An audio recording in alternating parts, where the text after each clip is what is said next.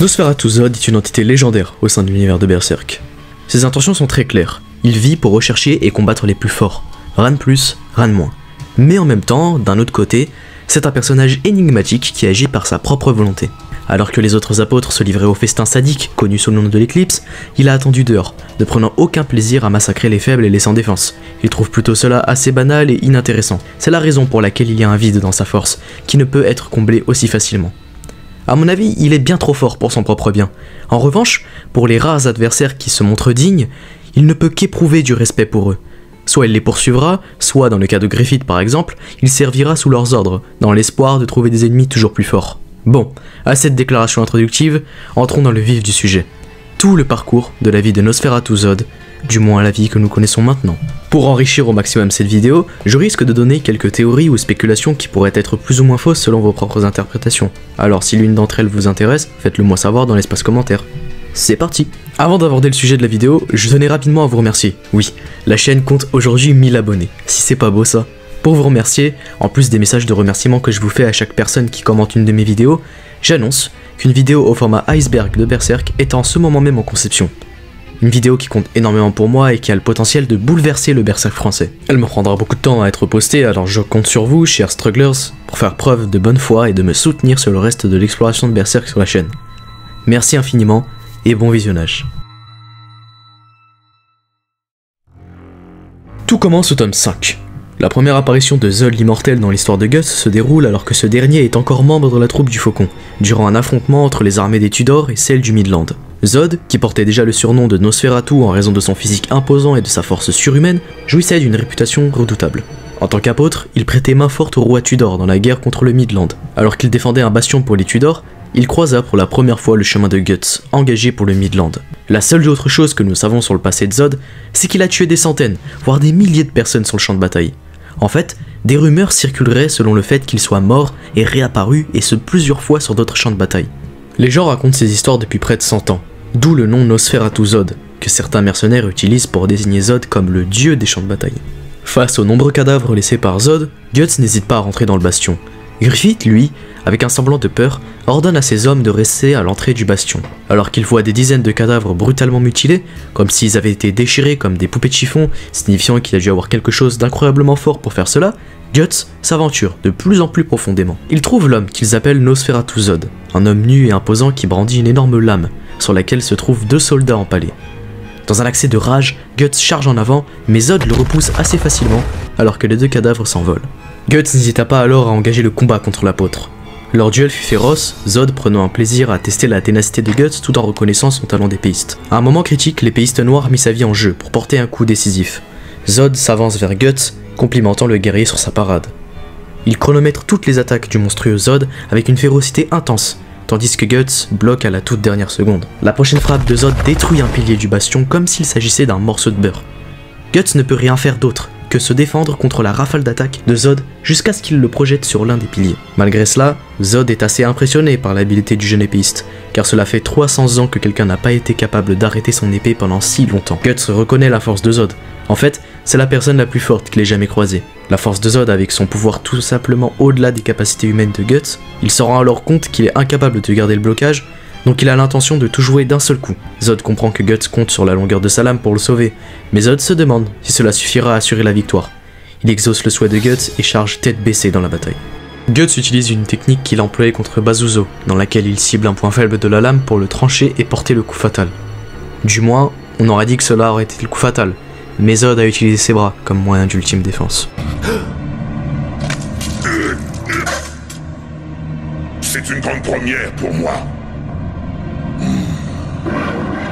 De tous les humains que j'ai affrontés, tu es le seul qui a été capable de planter son épée aussi profondément dans mon corps.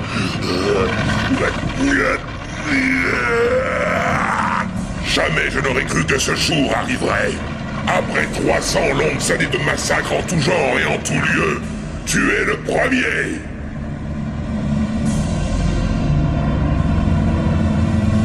Le monstrueux Zod tient maintenant l'épée de Guts à main nue.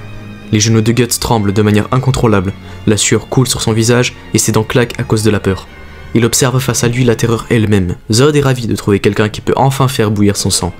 Peut-être que toute sa vie s'est construite jusqu'à ce moment où il peut enfin combattre un adversaire qui peut tester ses limites. Zod continue de submerger Guts avec sa force immense. Il le détruit facilement, se demandant si c'est tout le pouvoir que Guts a en lui, malgré les efforts admirables de Guts. Zod ne lui montrera aucune pitié, et juste avant de lui déchirer ses bras, des flèches lui transpercent le dos. C'est Griffith qui arrive à son secours avec d'autres soldats de la troupe du Faucon. Mais ce n'est pas le Griffith habituel qu'on a l'habitude de voir, non. Il est bien plus affligé que d'habitude. Griffith alors va ordonner à ses troupes de tirer une autre volée de flèches, mais le monstrueux Zod les renvoie simplement, comme si c'était des cure-dents. Écoutez-moi bien. Le premier d'entre vous qui ose se mettre entre mon adversaire et moi, je le massacre, j'en fais de la bouillie.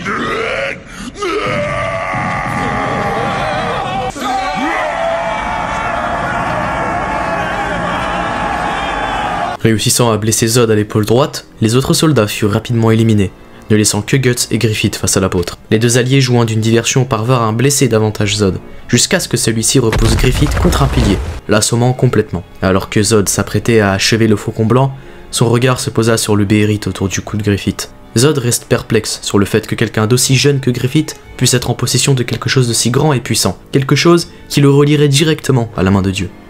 Reconnaissant l'objet, il choisit de les épargner, mais non sans lancer un avertissement à Guts quant à l'obscur destin qui l'attendait. Zod perce ensuite un trou dans le plafond et décide de donner un conseil à Guts. Cependant, permets-moi de te donner un conseil qui risque de changer ta vie. Tu sembles tenir beaucoup à ton compagnon d'armes. Mais si tu penses que l'amitié qui existe entre vous est indéfectible, alors reste bien sur tes gardes. Il déborde d'ambition, mais quand celle-ci se verra contrariée, alors l'heure de ta mort aura définitivement sonné et tu ne pourras pas échapper à ce funeste destin.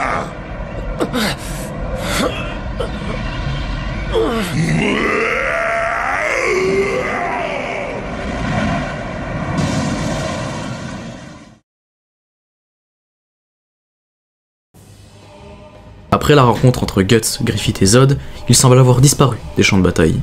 Jusqu'au jour de la tentative de la prise du siège du château de Dordray par la troupe du Faucon, dans le tome 5. Alors que Guts se battait en duel contre le général Boscone de l'armée des Tudors, Zod refit son apparition pour observer l'épéiste noir au combat. Guts va se retrouver sans arme après avoir brisé son épée durant l'affrontement, mais heureusement pour lui, il a un ange gardien au loin, prêt à donner un coup de main, qui n'est nul autre que Zod sur son cheval. Il décida d'intervenir en sa faveur, en lui jetant son épée. Le général Boscone charge en avant avec la force d'un train, anéantissant quiconque gêne son chemin. Zod fléchit son bras massif et lance l'énorme épée sur la position de Guts. Guts prend l'épée, dévie l'attaque de Boscone et lui coupe la tête avec celle de son cheval d'un seul coup. Une fois qu'il constata la victoire de Guts, l'air très stoïque et menaçant, il dit que l'éclipse viendra bientôt, avant de repartir. Une fois que la troupe du Faucon aura vaincu l'armée des Tudors et pris le contrôle du château, Guts se rendra au château, et c'est là qu'il se souvient de qui a brandi cette même épée, alors qu'il se demande pourquoi cette créature l'a-t-elle aidé. Un an plus tard, dans le tome 9, suite aux événements conduisant à l'arrestation de Griffith par le Midland et à sa torture qui aura duré près d'un an, la bande du Faucon se reconstitue en partie pour sauver Griffith de la tour de la Renaissance après avoir échappé au Bakiraka et au chevalier du chien noir, autrement appelé l'apôtre Viald, qui servait de prisonnier au royaume du Midland. La bande du Faucon essaie de pincer ses blessures et de se reposer. Viald, lui hélas, n'a pas l'intention de mourir. Ils furent pris en embuscade par l'apôtre. Alors qu'il attrape Griffith pour montrer son corps mutilé et le forcer à activer son béélite, il aperçoit quelque chose qui vole dans le ciel. La bande du Faucon est soudain pris de panique par l'apparition soudaine de Zod, qui fit son apparition pour empêcher Viald de tuer Griffith, qui n'était pas encore en possession de l'artefact. Zod affronta Viald dans un combat atroce, affirmant que ses actions allaient à l'encontre de la volonté de la main de Dieu, avant de s'éloigner. Affaibli, Viald se demande pourquoi il est ici, mais Zod simplement l'attrape et l'empale avec ses cornes. En regardant Griffith, Zod rappelle à Viald que les apôtres sont libres de faire ce qu'ils veulent, mais étant donné ce fait, Zod est également libre de le déchirer en lambeaux et de répandre son sang. Viald l'implore sa pitié, mais Zod continue de le déchirer en deux. Après avoir terminé, il dit à Griffith que tout prendrait sens bientôt, et que le béélite reviendra dans sa main, parce que la causalité en a décidé. L'apôtre s'envole alors dans le ciel. Les prédictions de Zod se concrétisèrent rapidement. Au maudit tome 13, lorsque Griffith, dans un moment de désespoir après la désillusion de son rêve, tenta de mettre fin à ses jours, il activa involontairement le béélite, déclenchant l'éclipse. Contrairement aux autres apôtres, Zod ne prit pas part au massacre de l'éclipse, mais préféra patienter jusqu'à l'arrivée du Skull Knight dans le monde physique, en dehors du point de jonction temporel entre le monde de l'éclipse et le monde réel. Le chevalier squelette fit son apparition. Il tente de perturber l'éclipse et d'empêcher la naissance d'un nouveau dieu. Alors il engage un duel acharné contre Zod. Je m'attendais à ta venue. Toi, le salaud qui nous a enterrés pendant 1000 ans. Je pensais que c'était une chance à ne pas laisser échapper, cependant, ces folies n'ont aucun intérêt pour moi. Je ne recherche qu'une chose, les combattants puissants. Tu peux comprendre ça? Oh, toi mon ennemi. Il en devient très intéressant de savoir que Zod sache que le Skull Knight est l'ennemi des apôtres depuis plus de 1000 ans, et pas seulement qu'il le considère comme son ancien rival, ce qui signifie qu'ils ont une sorte d'histoire entre eux. J'ai d'ailleurs une théorie qui dit que Zod aurait pu être un ancien rival du Skull Knight sous sa forme humaine, et qu'il l'aurait acquis sa forme d'apôtre sous les yeux de celui-ci. Cependant, Zod aurait gardé un semblant d'humanité après sa métamorphose et aurait conservé ce lien mutuel avec le Skull Knight. Ce que je trouve stylé dans cette théorie, c'est que les deux personnages représentent deux camps complètement opposés dans le monde de Berserk, mais que pourtant, les deux arrivent à se considérer, toujours dans l'adversité, mais arrivent à se considérer comme deux êtres autrefois de potentiels ennemis. Le Skull Knight explique que tout cela fait partie du courant de la causalité pendant que les deux sont pleins dans une bataille intense. Malheureusement, c'est quelque chose qui arrive souvent dans Berserk. À chaque fois que le Skull Knight et Zod semblent avoir une bataille intense, nous ne voyons pas vraiment comment la bataille se déroule. Nous savons cependant que le Skull Knight prend le dessus sur Zod, alors que son bras gauche a été coupé au cours du combat. Zod finit par être vaincu et dû céder le passage au Skull Knight, qui parvint à s'introduire dans l'éclipse pour sauver Guts et Casca. Il les enlève aux démons et les confie à Rickert, tandis que Zod, impressionné par la ténacité du chevalier squelette, lui rappelle que cela ne règle rien et que deux êtres à la marque sont voués au même sort tragique qui leur était réservé durant l'éclipse. Il avoue également être choqué de voir que Guts a survécu à l'éclipse. Maintenant, étant donné qu'il aimerait combattre à nouveau Guts et le Skull Knight, il leur donne l'opportunité de s'échapper. De plus, il les prévient même que tous les apôtres sortiront très bientôt, une fois que la porte entre le monde astral et le monde physique disparaîtra. Ainsi, Zod ne se voit clairement pas aller pourchasser les êtres à la marque avec les autres apôtres. Il préfère vivre par son libre arbitre. Sous ses dires, c'est alors que le Skull Knight disparaît, avec Guts, Casca et Rickert. Tu as survécu à ce sabbat. Intéressant. Montre-nous donc, à partir de maintenant, dans ce monde de ténèbres qui va s'élargir, dans la sauvagerie des morts, comment toi, entravé par ton humanité, tu vas combattre, guerrier marqué du stigmate. 2 ans se sont désormais écoulés depuis l'éclipse. Le monde s'est plongé dans une véritable apocalypse, les apôtres apparaissant de plus en plus fréquemment dans le monde physique, semant le chaos et la destruction. Dans ce contexte sinistre, nous retrouvons Zod, au tome 17, couvert du sang de ses ennemis après avoir facilement massacré une armée de 300 mercenaires. Assis sur une pile de cadavres, Zod se questionne avec amertume. Combien de fois a-t-il parcouru les champs de bataille, recherchant désespérément un adversaire digne de sa force? Même les autres apôtres, qui le rencontrent et défient sans relâche, échouent à lui apporter le frisson du combat qu'il désire. Le Skull Knight semble être son seul digne ennemi, mais pour une raison quelconque, il déteste cette perspective. Puis il se souvient de l'épéiste marqué, de l'homme qui a abattu des apôtres jour et nuit, qui était nul autre que Guts. À ce moment-là, Zod eut une vision puissante et saisissante, celle d'un immense faucon blanc, majestueux et imposant, apparaissant devant lui. Le faucon déclare qu'il s'agit d'un monde intermédiaire entre le rêve et la conscience, en lui ordonnant alors de se rendre à Albion pour le servir sans poser de questions. Comprenant que cela pourrait être sa chance de combattre un ennemi digne de ce nom, Zod libère toute sa puissance dans un rugissement bestial. Mais le faucon se déplace avec une rapidité fulgurante. En un court instant, il esquive aisément Zod tout en le blessant profondément, laissant une coupure béante. Au réveil, Zod, désorienté, se demande si cette rencontre n'était qu'un rêve. Cependant, la corne tranchée à ses pieds et le sang coulant sur son visage sont autant de preuves irréfutables de réalité de ce qu'il vient de vivre. Nous sommes à présent arrivés au tome 21, au moment crucial de la cérémonie de l'incarnation. L'arc de la conviction, un arc qui s'étend du tome 16 au 21, marque une période de profonde obscurité et de tourment dans Berserk, où des thèmes comme les dogmes religieux, le désespoir et la dévotion se révèlent particulièrement poignants.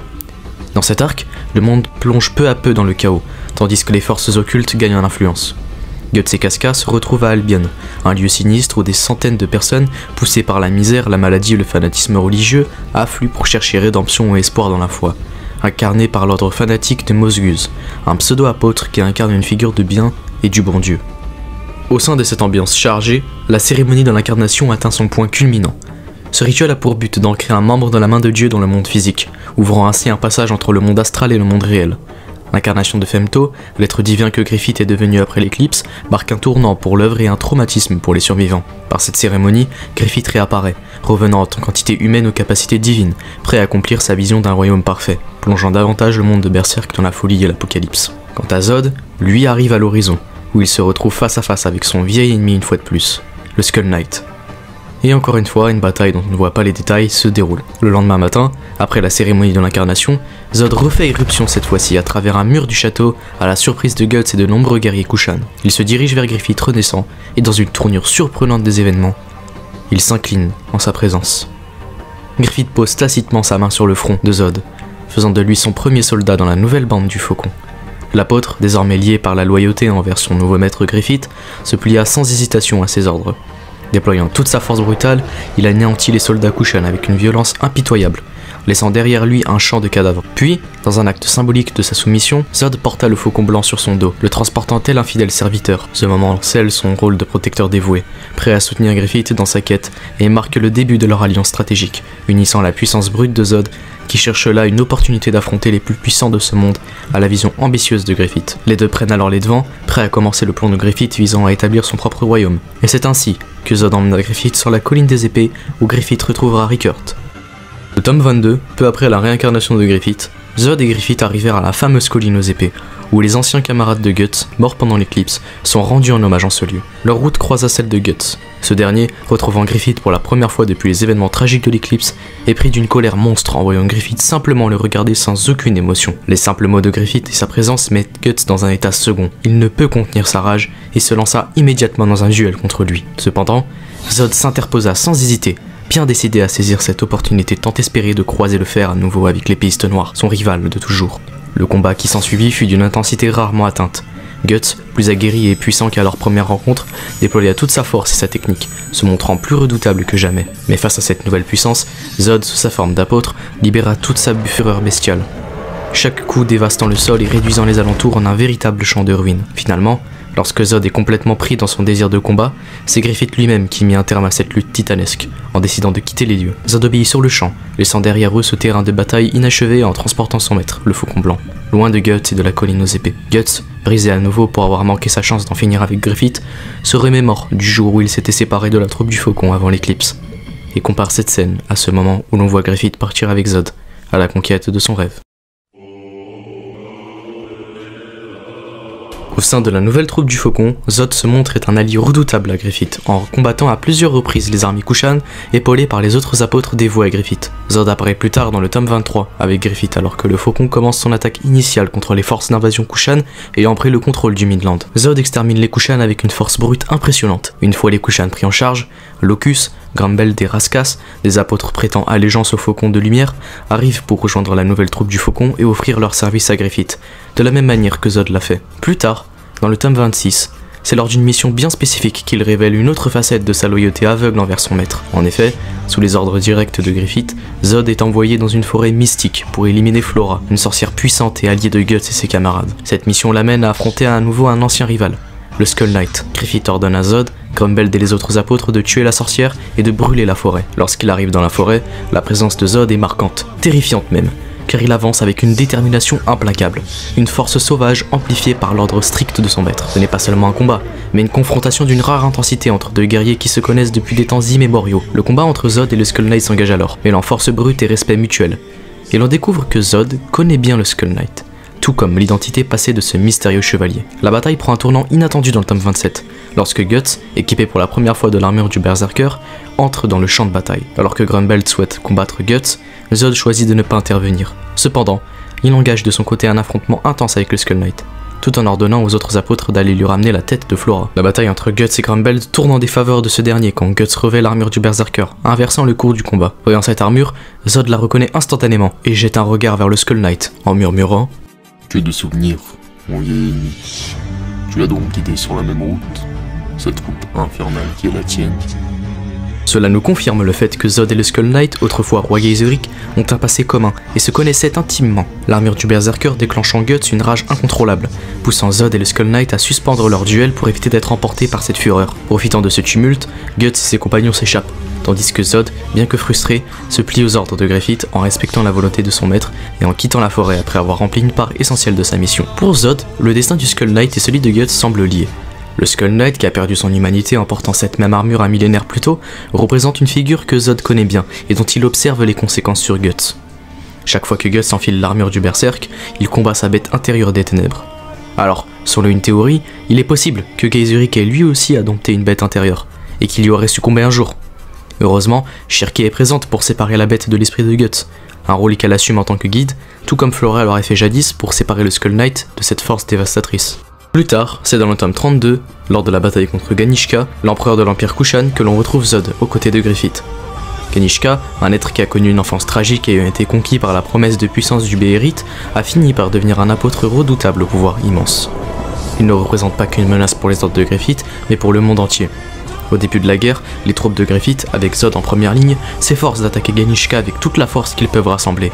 Zod, en tant qu'apôtre, se bat avec une brutalité féroce, utilisant sa force surhumaine pour tenter de percer les défenses de l'apôtre. Cependant, malgré les efforts combinés de Zod, de Griffith et de leurs alliés, ils réalisent rapidement que Ganishka est devenu un adversaire redoutable, capable de manipuler l'énergie astrale pour créer des attaques dévastatrices. La bataille atteint un point critique dans le tome 32, lorsque Guts, observant la situation périlleuse, se rend compte que Casca est en danger à cause de l'instabilité du combat. Pour la protéger, il prend la décision difficile de fuir le champ de bataille, ce qui montre non seulement ce sens du devoir envers ceux qu'il aime, mais aussi la profondeur de son caractère. Guts est un guerrier acharné, mais n'hésite pas à mettre sa propre sécurité de côté pour sauver ses amis. La bataille contre Ganishka marque un moment clé où les destins de Zod, Guts et Griffith se croisent pour affronter un ennemi commun. Ganishka, devenu l'empereur de Kushan, se rébelle pour tenter de dominer le monde. Ganishka, ayant fusionné son être physique avec le monde astral, se transforme en un gigantesque nuage de vapeur et d'énergie parcouru d'éclairs, survolant la capitale impériale. Cette forme astrale et imposante le rend pratiquement invulnérable. Ces éclairs brûlent et désintègrent quiconque s'approche,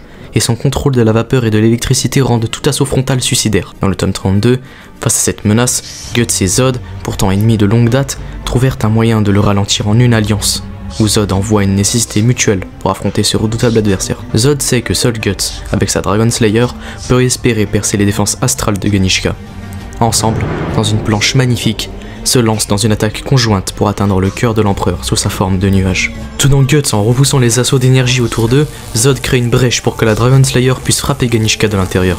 Guts, canalisant toute sa rage et sa force, parvient à porter un coup dévastateur au cœur de l'empereur. Ensemble, ils affaiblissent temporairement son pouvoir titanesque. Cependant, dans le tome 34, alors que Ganishka, à l'aide de magie astrale et de sacrifice, parvient à obtenir une forme de pseudo-God End matériellement représentable, appelée Shiva. C'est alors que Femto, incarnation de Griffith, fait son apparition. Manipulant l'espace avec une puissance hors de toute conception humaine, il pénètre le chaos de la bataille avec une aisance quasi divine, exploitant l'ouverture créée par l'assaut de Guts et Zod pour atteindre Ganishka de l'intérieur et porter le coup fatal. Zod se joint à son maître, fasciné par l'étendue de sa puissance, tandis que le Skull Knight, attiré par l'ampleur des forces en jeu, tente de s'interposer pour empêcher Femto de réaliser son plan. Il essaye de porter un coup décisif, mais est repoussé par une barrière de puissance écrasante. En outre, l'alliance improbable entre Guts et Zod devient alors l'étincelle qui permet à Femto d'atteindre le cœur de Ganishka.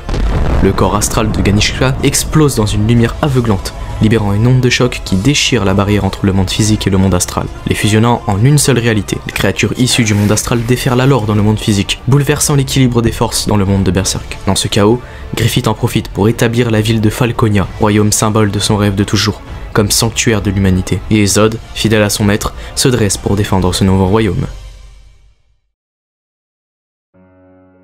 Pour conclure cette analyse de Zod l'immortel, il est essentiel de souligner la complexité fascinante de ce personnage. Zod et Guts, bien qu'ennemis naturels, partagent un respect mutuel unique, chacun incarnant une vision distincte du guerrier idéal. Zod, brutal et implacable, poursuit une quête insatiable de défis et d'adversaires à sa hauteur, incarnant l'archétype du guerrier impitoyable qui vit pour le combat et l'honneur. Cependant, au-delà de sa brutalité, il révèle aussi une certaine sagesse et une forme de respect profond envers ce qu'il juge digne de son respect, comme Guts ou le Skull Knight. En tant qu'apôtre, Zod a prêté allégeance à Griffith, mais les chapitres laissent entrevoir qu'il pourrait, un jour, remettre en question son allégeance. Tout comme Guts avant lui, Zod occupe une place de bras droit dans la nouvelle troupe du Faucon, et, tout comme Guts, il pourrait lui aussi un jour contester le leadership de Griffith si ses propres valeurs sont remises en question. L'ambiguïté de Zod, à la fois loyal mais autonome, le rend imprévisible. Et c'est là toute sa puissance narrative. Certaines théories suggèrent que Zod, malgré son allégeance au Faucon, pourrait finir par se détacher de Griffith pour suivre une quête plus personnelle, voire se retourner contre lui. Tout cela fait de Zod un personnage captivant, car même s'il est aujourd'hui un allié redoutable, il reste avant tout un guerrier libre, cherchant la vérité du combat et de l'existence. Pour les lecteurs, Zod symbolise la dualité de l'être humain, oscillant entre instinct et raison, loyauté et indépendance. Ainsi, Zod n'est pas qu'une bête de combat, il est une figure archétypale, une force brute guidée par un code d'honneur primitif. Qu'il reste aux côtés de Griffith ou qu'il suive un chemin propre, il incarne une quête universelle de sens, posant des questions sur le pouvoir, la loyauté et l'essence même de ce qu'est être un guerrier. Merci d'être arrivé jusqu'au bout de cette vidéo, bien que longue et explicative. J'en profite pour vous rappeler que je prépare déjà la prochaine vidéo, qui sera un long format sur toutes les grandes thématiques de Berserk. En ces temps d'hiver, ce sera l'occasion de se poser un moment et de replonger tous ensemble dans un iceberg gigantesque de Berserk, comme vous n'en avez jamais vu auparavant. C'était tout pour moi, à très bientôt.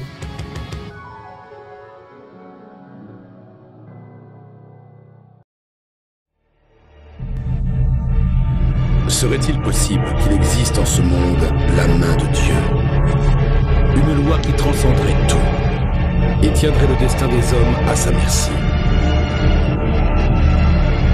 Quoi qu'il en soit, les hommes ne sont même pas maîtres de leur propre volonté.